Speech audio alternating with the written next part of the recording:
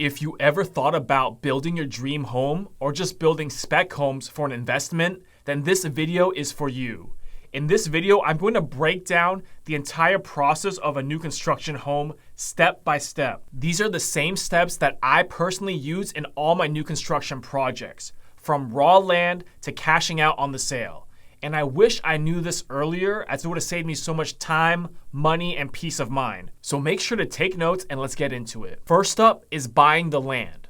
Now, the first thing you need to do is to make sure the land is even feasible for a new construction project. And here are the things you need to do to determine if it's a good piece of land for new construction.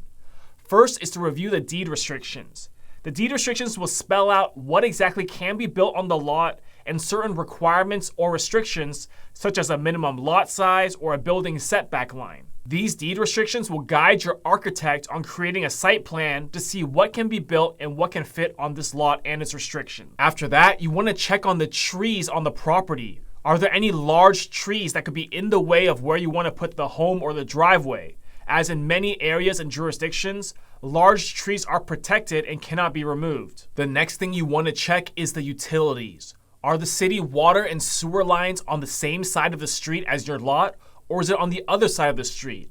And that makes a difference because connecting to the water and sewer lines, if it's on the other side of the street, is a lot more expensive and costly, as you have to dig through the entire street to connect it and then repave the street afterwards. If all this sounds confusing and you're not sure, all you have to do is call up a local architect, provide them the lot you're looking at, and ask them to draw up a rough site plan of what they think can fit on that lot. Now, the next step is a market analysis. Once you found the land and figured out what you can build on it, it's time to see what the numbers will look like. So the first thing you want to do is to see what similar new construction homes are selling for or renting for, depending on what your exit strategy is. Next, you want to talk to several local builders and get a price per square foot estimate on how much it will cost to build. But make sure when you're comparing quotes that you're comparing apples to apples. You see some builders quote a price per square foot based on the total framed area. That includes the living area, the garages, any balconies, etc. While some builders quote on the livable area square foot, as that's how the houses are priced when they're sold. So make sure when you're getting these bids to double check and clarify with the builder on what method they're calculating their price per square foot. The last thing you want to do is shop around for construction loans. Talk to different lenders, banks, and credit unions to determine what exactly are the terms for construction loan, such as the down payment, the interest rate, how long the loan duration is, and that all factors into your underwriting on whether it's a deal or not when you buy this piece of land. Now, all you have to do is reverse engineer and find out what price you can pay for the land. So you know how much the house will sell for, subtract out your building costs, your soft costs, and your financing costs, and then take out however much you want for profit, and that will give you the number you need to offer to buy the land. And if the seller won't budge, then just walk away, because if the numbers didn't work before you bought the land, it's not all of a sudden magically going to work after you start building the property.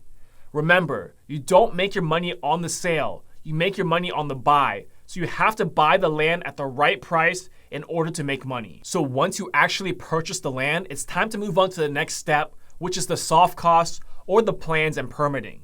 Now, the first thing you want to do is to get an existing conditions survey.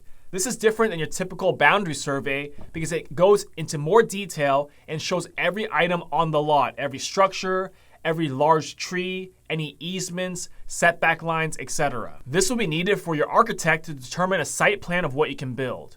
After that, you want to get a soil report. That's when a geotechnical engineer will go out to your lot, then they will dig for soil samples at certain locations around the lot and test that soil to determine the composition. This soil analysis will be summed up in a report, and a recommendation for a type of foundation will be created, and this is provided to your structural engineer so they know what type of foundation they can build on that soil on your lot. Now, once you have a site plan set up, you can then replat or subdivide the land to build multiple houses if that's your goal, or if you're just building one custom home, then you can ignore this step on subdivision. Once the replat is complete, if you need civil engineering plans, and this is the time you'll get the civil engineering plans for drainage and stormwater retention.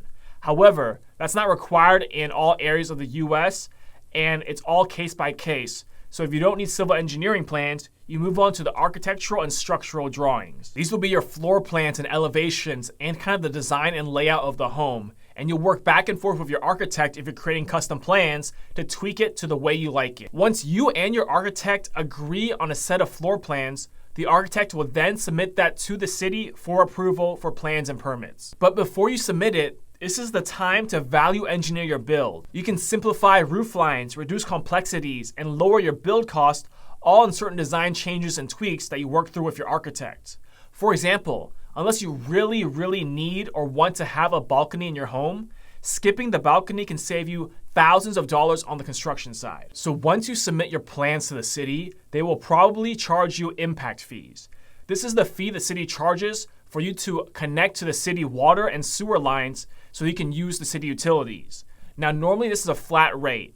And here in the city of Houston, where I build, they charge $1,750 to connect to the wastewater and $2,100 to connect to the city water supply. There will probably be some back and forth between the city and your architect on the final plans and some minor changes before it's approved. And once it's approved and stamped, you're going to pay the final permit fees. And a pro tip is you want someone to stay on top of the city, because if not, they can take their time and it takes a long time for them to approve or get plans back, and that can really delay a project.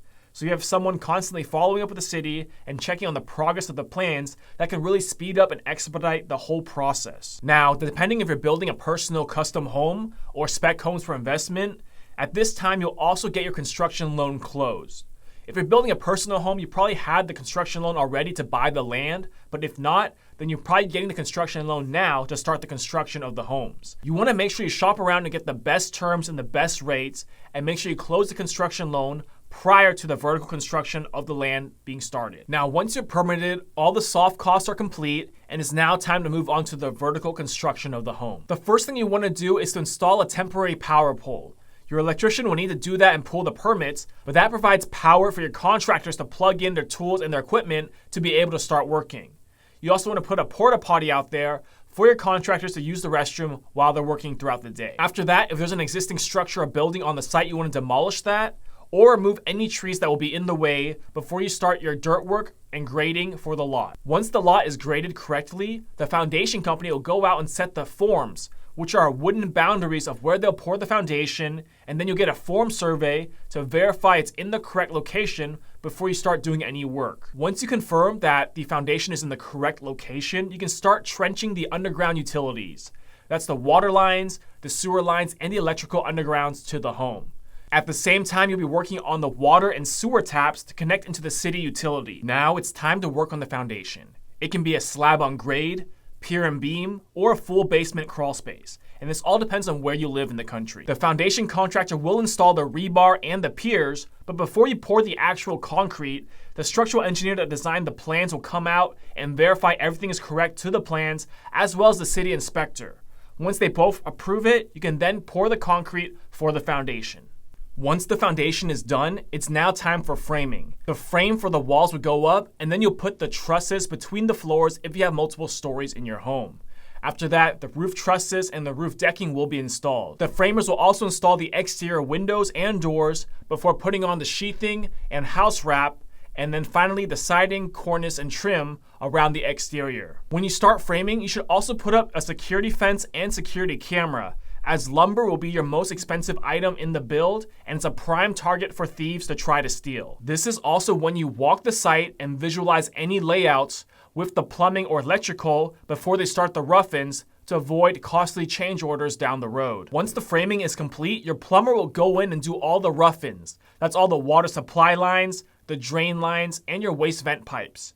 Once they do that, your roofer can come in and do the roof of the home after the plumber has made their penetrations for the waste pipes. After your plumber, your HVAC contractor will come in and install the furnace inside and all the ducts for all the rooms. And lastly will be the electrician, who will come in and run all the wiring for all the light switches, ceiling fans, fixtures, outlets, etc. And the reason for that order is because first, the plumbers need all the space to grade the lines properly for the drain lines and run their water lines. And after that, the HVAC ducts are very bulky and take up a lot of space, while electrical wires are very flexible and thin and can work around the plumbing and the HVAC ducts. Every one of these rough-ins will get inspected by the city, and you have to have a licensed plumber, electrician, and HVAC contractor for these rough-ins. After the mechanicals pass inspection and the house is dried in, it's time to install the insulation and then the sheetrock. For most homes, you'll probably use bats insulation in the walls and blow-in insulation in the attic. However, if you want to upgrade, you can do closed foam insulation on the walls and attic as well. Once the insulation is in, it's time to hang the drywall. That's going to be float, tape, texture, all until it's paint ready. However, before you install your drywall, you want to run a punch list. In case you forgot to pre-wire a speaker system for a home theater, alarm system, doorbell, or thermostat, you want to do that now because once the drywall is up, moving wires or adding wires gets 10 times more expensive. Once the drywall is complete, it's now time for doors, trim, and tile. And this is when your house will actually start to look like a home. First up, you want to install all the interior doors and trim. And that includes the door casings, the window casings, and the baseboards. While the door and trim guys are working, you can also have the tile guys start working on the tile for the bathrooms. That's the tile floor, tiling the shower. Once that is done, you can then install the cabinets for the kitchen and bathroom vanities, and then after that, install the countertops. While all this is going on, you can have someone on the exterior begin the painting process of painting the home. So hopefully by the time they finish painting the exterior, the doors, trim, cabinets, and tile guys will be finished on the interior, and they can move right on into the inside and start painting. Once the painting is complete, you can then install all your fixtures. That's your recessed lights, your ceiling fans, any pendant lights, all your faucets, bathtubs, toilets, sinks, mirrors, door handles, cabinet pulls, AC vent grills. All of that gets installed in your finishes. Once all that is done, I like to install my flooring. I'd save my flooring for last because I want to avoid contractors damaging or dirtying the floors. Once the floors are in, I then install the appliances and then do the landscaping on the outside, and the home is complete. After everything is installed and you do a deep clean, the city will do a final inspection where once you pass, they'll issue you a certificate of occupancy. And to pass this final inspection, you have to make sure all utilities are turned on. That's your electricity, water, and gas. Now that you have the certificate of occupancy, it's time for your exit strategy. Now, if you're building a custom home to live in for yourself, well, congratulations, you're finished and you're ready to move in. However, if you're an investor and you're looking to exit, you have multiple options. You can 1, sell the home and cash out, 2, refinance the home into a long-term debt and rent it out, either a traditional rental or Airbnb, or 3, if you built multiple spec homes, you can package them all together as a portfolio and sell that entire package to an investor. And that's the beauty of new construction. There's so many exit strategies and so many ways to make money on new construction properties. If you want more detailed breakdowns and actual real-life project example walkthroughs, make sure to check out these videos.